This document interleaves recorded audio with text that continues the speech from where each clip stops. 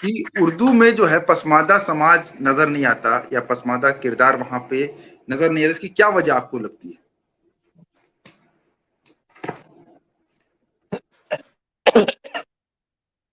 उर्दू जो जबान है वो, आपने जैसा बताया कि इसको गोजरी जबान भी कहा जाता है। और शमसूर रहमान फारूकी जैसे लोग जो नक्काद हैं उर्दू के, वो ये मानते हैं कि इस जबान की जो बुनियाद है वो फारसी और अरबी पे नहीं, ये उर्दू का जो दरख्त है और उसका दरख्त का जो रूट है, जड़ है, वो ब्रज भाषा है। उनका ऐसा मानना है। और मैं भी यही मानता हूँ कि उर्दू अपने ओरिजिन में, भले ही जैसा कि आपने बताया कि उसमें उर्दू फारसी के शब्द अल्फाज ठूस, लेकिन व्याकरण में जो इसका स्ट्रक्चर है, बनावट है, वो हिंदू के ओरिजिन का है। मतलब हिंदुस्तान में इसका जन्म हुआ है, ये यहाँ की मिट्टी से निकली हुई भाषा है उर्दू। लेकिन ये उच्च वर्गों की भाषा बन गई, एलिट की भाषा बन गई, सुरफा की भाषा बन गई। और ऐसा जानबूझ के किया गया। मतलब जब ये तब होता है जिस टाइम में उर्दू मुअल्ला का जब कंसेप्ट आता है कि भाई रेख्ता इसको कहा जाता है। रेख्ता का अर्थ ही होता है वो बिखरा हुआ, गिरा हुआ, पतित, फॉलेन, जो गिरा हुआ है। तो इसको जो आरंभिक उर्दू थी उसको बहुत नीची निगाह से देखा जाता था, बिखरी हुई फालतू भाषा माना जाता था। और फारसी में कविता करने को बेहतर माना जाता था। तो गालिब ने भी पहले कोशिश किया अपने आप को फारसी कवि के रूप में एस्टैब्लिश करने का, कि पर्शियन में लिखे। लेकिन इससे जाहिर होता है कि ये जनता की भाषा थी उर्दू, कि जब उर्दू में लिखना शुरू किया गालिब, तभी वो पॉपुलर या लोकप्रिय हो सका। लेकिन बाद में कोशिश हुई इसको एप्रोप्रिएट करने की, और ये अमीर वर्गों की भाषा बन के रह गई। आज जो रोना रो जाता है कि उर्दू कोई नहीं बोलता, उर्दू में, ये खुद उन्हीं की है कि उन्होंने ही इसको गरीबों की भाषा से छीन के इसका भाषा बना दिया। तो जिस समाज की भाषा होती है उसी समाज के लोग की दर्द दुख उसमें आता है सामने। तो ये जैसा कि अंसारी साहब ने भी बड़ा अच्छा बताया कि ये दरबार की भाषा बन गई। तो जब दरबार की भाषा बन गई तो ये दरबार का ही जो स्वार्थ है ही थे रिप्रेजेंट करेगी। और अगर उसमें कोई पसमानदा गरीब किरदार आएगा भी, तो नजरिया जो होगा वही दरबार वाला होगा, वही अमीर वर्ग का होगा, वही अशराफ वर्ग का नजरिया होगा। तो इसलिए इसमें हमें ख्याल रखना चाहिए। कभी कभी गफलत हो जाती है कि भाई, कि प्रेमचंद तो दलित के बारे में लिख रहा है, तो अमीर वर्ग के भी जीवन में गरीब आदमी होता है। सुरफा के भी जीवन में पसमानदा है, हलाल खोर है। उसके तमाम काम कौन कर रहे हैं? उसके लिए कपड़ा कौन सिल रहा है? जुलाही तो सिल रहा है। तो ऐसा नहीं कि उसके कहानियों में जुलाही की जिक्र नहीं आती है, नहीं आएगी। लिहाफ कहानी है इसमें चुगताई की, तो उसमें जिक्र है। काली कलुटी जो डोमिन है, और वो जो नवाब है, नवाब की जो वाइफ है वो भी छोटे जाति से आई जिससे उसने शादी की है। या लाइसेंस कहानी है, वो मोची जाति की है। लेकिन वो जिक्र, तो इसलिए ये नहीं है कि जिक्र नहीं आता है, जिक्र आता है, लेकिन किस रूप में? नौकर चाकर के रूप में। वो जो नजरिया है वो पसमानदा नजरिया नहीं। जो जिक्र होता भी है, एक तो किलिंग बाई साइलेंस, कि इनविजिलाइजेशन जिसको बोलते हैं, कि उसको अदृश्य बना दिया जाए, वो बात सही है। और जब आता भी है जिक्र अब्दुल बिस्मिल्लाह जैसे लोगों के अदब में, उनके साहित्य में, लिटरेचर में, तो वो उसी नजरिए से, उसका गेज एक्सटर्नल होता है। तो चूंकि ये स्वार्थों की किसी भी भाषा पे उसका कब्जा होता है जिसका शासन है। तो क्योंकि शासन से ये जो भाषा होती है, ये सियासी मयार से अलग नहीं होती है। तो पासमानदा का जो सियासी मयार है वो मजलूम है, उसके हाशिए का वो आदमी है, वो मरकज में नहीं है। तो जो आदमी मरकज में नहीं है उसका भाषा पे कब्जा नहीं है। तो उर्दू किसकी जबान है मुझसे पूछा जाए, तो उर्दू जो जबान है वो पसमानदा की जुबान है। मैं एक बहुत शिद्दत के साथ, लेकिन उस पर कब्जा किसका है? जैसे हम लोग बोलते हैं ना, पाक ऑक्युपाइड कश्मीर, कि कश्मीर है तो हिंदुस्तान का, लेकिन कब्जा कर रखा है पाकिस्तान ने। तो उर्दू उसी तरह की चीज है कि ये इसको जन्म दिया अपने लहू से गोजरी लोगों ने, गोजरी भाषा, ये गोजरी लोगों से, और आम लोगों ने उसको समृद्ध किया, रीच बनाया अपने वोकैबुलरी से, और तमाम इसके सबूत आपको तारीख में मिल जाएंगे। लेकिन इस पे कब्जा किसका है, इसकी रोजी रोटी कौन खा रहा है, इससे कमा कौन रहा है, इसका बड़ा साहित्यकार कौन बन रहा है, वो अशराफ बन रहा है, वो जो एलिट वर्ग बन रहा है। तो एलिट वर्ग का कब्जा जब तक रहेगा तो अब ये मुख्तसर में बात की, ये जो उर्दू भाषा है उस पे अशराफ का कब्जा है, इसीलिए उसमें पसमानदा का जिक्र नहीं आता है, और जिक्र आता भी है तो वो बहुत ही एक नीच आदमी के रूप में, जैसे अब्दुल बिस्मिल्लाह का झीनी झीनी बिनी चदरिया में जो गृहस्थ या जो लाए हैं बहुत नीच है, लुटेरे हैं, अपने ही भाइयों को सताने वाले हैं, टाइप का कैरेक्टर के रूप में आता है। यानी पूरा नजरिया घृणा वाला है, हुमिलिएशन वाले नजरिए से आता है, क्योंकि उस पर कब्जा है। तो इसका उपाय यही है कि जब तक उर्दू अशराफ वर्ग के कब्जे में है तो इसमें पसमानदा का जिक्र नहीं आ सकता, कम से कम पसमानदा नजरिए से नहीं आ सकता। जी, कि ये जो प्रगतिशील आंदोलन उर्दू में रहा, जैसे अभी शाहिद भाई से जो सवाल किए थे वही सवाल आपसे है कि उसने बहुत मुखरता से इस्लाम, खुदा और बहुत कुछ बातें उसने की, इवन तो उसने कास्ट की जगह क्लास को उठाया। तो हम ये देखते हैं कि उनको उठाने वाले भी अशराफ वर्ग के। तो क्या यही वजह कि उन्होंने उनको क्लास दिखा लेकिन कास्ट नहीं दिखा, है ना? हमारे यहाँ की कितने मशहूर थे ये हमारे कैफी आजमी साहब, वो भी इसी आंदोलन को कर रहे थे। तो इसके आपकी क्या प्रतिक्रिया सर?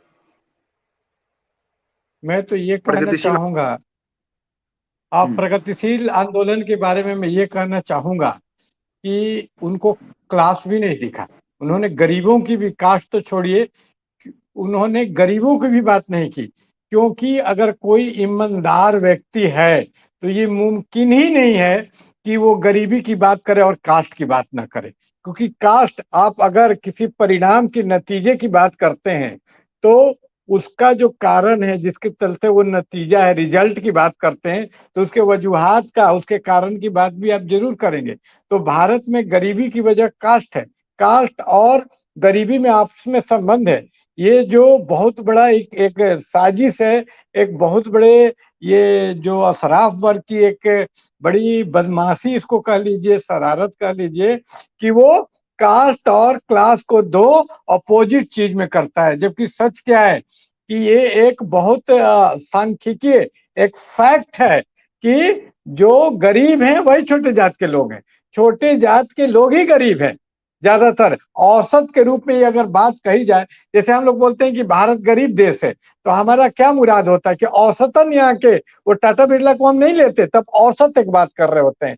तो अगर औसत स्टैटिस्टिक्स, समाज शास्त्र, प्रिय बोर्दू बोलता है कि समाज शास्त्र में औसत के टर्म में बात करनी चाहिए, इंपिरिकल टर्म में। तो उस हिसाब से किसी भी पियरे बोर्दू जैसे समाज शास्त्री को, जो मुआशरे का मुताला करता है, इनकार नहीं होगा कि जो पसमानदा बिरादरियां हैं वो गरीब हैं। तो जो गरीबी की बात करेगा वो करेगा ही। लेकिन ये तथाकथित जो तरक्की पसंद थे, जिसको मैं बोलता हूं कि ideology is inverted in meaning, ये जो बोलते हैं उनका जो मुराद है वो जस्ट उल्टा है। ये जो बोलते हैं उनका मीनिंग जस्ट उसके उल्टा होता है। अगर तरक्की की बात, तो ये जितने भी तरक्की पसंद लोग हैं वो रिएक्शनरी है वस्तुतः, वो प्रतिक्रियावादी है, प्रगतिशील नहीं है, ये तरक्की पसंद नहीं है, ये पूरी तरह से सामंती लोग हैं।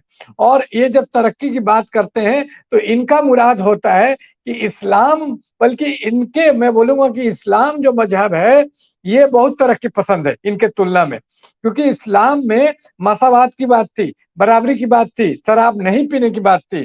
तो शराब नहीं पीना ये सब बहुत, या रिबा यानी सूद नहीं लेना, ये बहुत तरक्की वाली बात थी। ये सूद लेना जाहलियत की बात थी, लड़कियों को मुर्दा गाड़ना। तो इस मामले में देखा जाए तो इस्लाम एक तरीके से बहुत तरक्की पसंद चीज थी। जो इस्लाम की ये चीजें इन्हें पसंद नहीं आई, इन्हें शराब पीना था, इन्हें चरित्रहीनता करनी थी, ये साहिद लुधियानवी वगैरह को, तो इस्लाम इनका बाधा बन रहा था। तो ये शराब पीने को ही तरक्की पसंदी बोल दी। ये जितने कैफी आजमी और तमाम जो शोरा हैं, यानी जो शायर हैं, गालिब हैं, ये पानी पी पी के इस्लाम को गाली देते हैं। क्यों? इनको शराब पीनी है, इनको औरतबाजी करनी है, जिससे इस्लाम बाधा बन रहा है। तो इनकी तरक्की पसंदी इस्लाम के जो अच्छी चीजें थी, इस्लाम कई मोर्चे पे हो सकता है कि पिछड़ा हुआ हो, पुराना हो, मैं इनकार नहीं करता, लेकिन इस्लाम की जो अच्छी चीजें थी वो इनको बुरी लग रही थी कि भाई शराब पियेंगे हम। तो ये जितने तरक्की पसंद शायर है, इसमें सारे के सारे शराब में गर्क लोग मिलेंगे आपको। साहिर लुधियानवी हो, जॉन नीले, ये सिर्फ शराब नहीं पीते, शराब पीने को ग्लैमराइज भी करते हैं, उसको बहुत बड़ी बात, गालिब हो कोई भी हो, और यही शराब पीना ही इनके लिए तरक्की पसंदी है। न ये गरीबों की से इनको कोई मतलब है, न तो पसमानदा से कैसे मतलब हो सकता था, काश से। देखिए, एक उर्दू में जो एक रवायती एक चलन था, उसके खिलाफ जाके इन लोगों ने क्लास की बात करना शुरू की। मंटो को देखिए, इसमें चकताई को देखिए, इन लोगों ने उन चीजों को उठाना शुरू किया जो उर्दू में नहीं उठाई जाती थी। इसलिए इसको बोला कि ये प्रगतिशील लोग थे, इन्होंने आगे की ओर देखना शुरू किया। इन लोगों ने उन मुद्दों को उठाया जो ये कतई गलत है। ये दावा है जो कि बिल्कुल झूठा दावा है, बिल्कुल इसका कोई इसकी बुनियाद कोई हकीकत पे है ही नहीं। इसमें चुगताई ने बहुत ही घटिया बातें की। उसने घरवाली जैसी कहानी लिखी जिसमें कास्ट को बताया कि नीच कास्ट की औरत नीच कास्ट की ही रहती है, वो कभी भी वो आवारा ही रहेगी। उसको लाख तुम बीवी बना लो, शरीफ उसको जिंदगी दे दो, लोग जाएगी वो जीना करने के लिए, ऐसा सिद्ध किया इसमें चुगताई। और फिर लिहाफ कहानी में भी सिद्ध किया कि नवाब की बीवी इतनी वो बद अखलाक इसलिए है कि वो छोटी कास्ट से आती है। और तो इसको कैसे हम प्रगतिशीलता। और उसने कहानी लिखी मुगल, जिसमें दिखलाया कि मुगल महान है। जैसे बड़े घर की बेटी, प्रेमचंद ने लिखी उर्दू में कहानी कि बड़े घर की बेटी बड़ी होती है, छोटे जात या छोटे घर की, वहां मुराद वही है कि बड़े घर की बेटी कौन है, ठाकुर की बेटी भूप सिंह की। सिमिलरली मुगल कहानी है इसमें चुगताई की, तो उसमें दिखाया गया कि मुगल कितना महान होता है। तो ये अपने बड़े जात को महान बोलना और पसमानदा को नीच, कैसी तरक्की पसंदी है, बिल्कुल झूठ बात है। कोई नहीं, वही घिसी पिटी बात मंटो ने भी की, बल्कि और भी घटिया बात की। मतलब उससे अच्छा मीर तक मीर को कोई पढ़े मंटो को पढ़ने से। मंटो तो इनमें सबसे ज्यादा पसमानदा विरोधी आदमी है, इसमें चुगताई से भी ज्यादा। ये दोनों में होड़ है, इसमें चुगताई और मंटो में, पसमानदा को नीचा ठहराने के लिए। ये महान प्रतिक्रिया, बहुत होशो हवास और जिम्मेदारी के साथ मोस्ट रिएक्शनरी राइटर का नाम अगर पूछा जाए तो वो मंटो और इसमें चुगताई है उर्दू अदब में। उसके बाद अब्दुल बिस्मिल्लाह का भी नाम आएगा जी। फकीर भाई, मंटो को तो माना जाता है कि उसने जो बातें उठाई माने जाने से नहीं होता है, आपको सिद्ध करना होगा। मन माफिक बात तो मैं भी बोल दूं कि मैं दुनिया का बादशाह हूं, उससे क्या है, दावा का करने से कुछ होता है? सबूत लाइए, और वो सबूत, अदब का सबूत कहानियों से आना चाहिए। मंटो के जीवन को ग्लैमराइज करने से नहीं आएगा। मंटो की कहानियों में कहाँ गरीब का समर्थन है, कहाँ? वो तो दिखाता है कि गरीब औरत का यौन शोषण के लिए प्रेरित करता है। लू, उसकी जो भू कहानी है वो दिखाता है कि गरीब औरतें बदकिरदार होती हैं, उनको इशारे से बुला लो वो चली आती हैं, वो इनकार नहीं करती। यही भू कहानी में कहना चाहता है वो।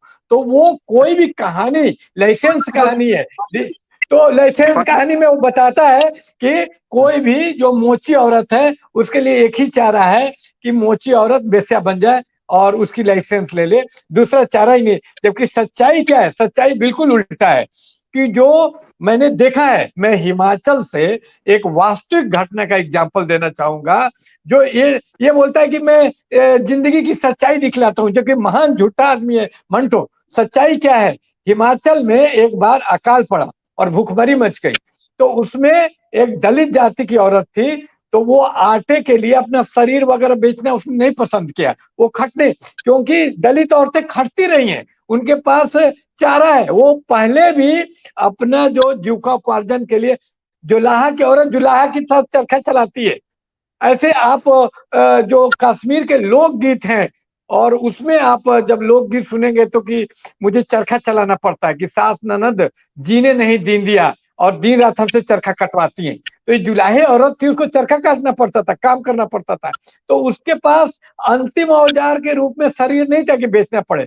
लेकिन जो सुरफा वर्ग की एलिट क्लास की औरत थी, अगर उसको तलाक दे दिया जाता था, घर से निकाल दिया जाता था, तो उसको चूंकि और उस औरत की भी गलती नहीं थी, क्योंकि उसका पालन पोषण काम करना सिखाया ही नहीं जाता था उसको, क्योंकि उसके घर में लौंडी है।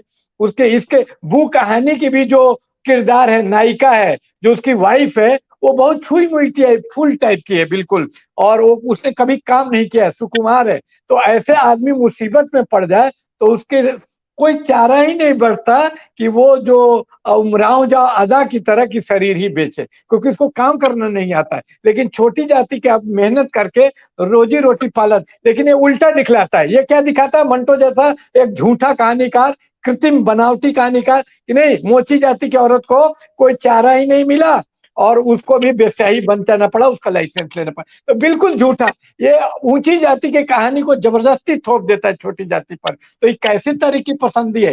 तो ये रिएक्शनरी कथाकार है, मैं आपको सिद्ध कर सकता हूँ। मेरी चुनौती है, जो भी नक्काद उर्दू है वो कहानियों के और जो लिखा है उसकी जो तख्लीक है, रचनाएं हैं, उसके आधार पर कोई मंटू को प्रगतिशील सिद्ध करके दिखाए। ये मेरी चुनौती है, जी मैं अच्छा चैलेंज करता हूँ। जी जी ठीक है। अब